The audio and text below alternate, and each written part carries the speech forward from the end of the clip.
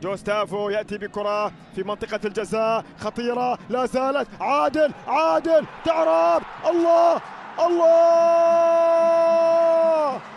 وعندي من الذكريات الكثير في هذه البطولة.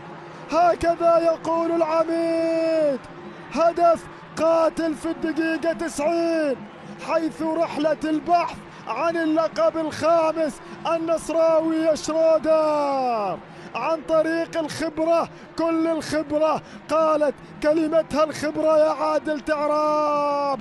صبر النصراوي طويلا، لكنه كان يخبئ هدفا قاتلا. استلمها عادل، هذا الأول، هذا الثاني، هذا الثالث. لاعب ضرب دفاعات خورفكان بأكملها. لاعب واحد تلاعب بكل الدفاعات للنسور، عد من 2 و3 و4 وزار الشباك. هذا يكفي يا عادل في ليلة الوصول إلى دور الثمانية. الله، كلام كبير، كلام كبير لهذا القائد الكبير.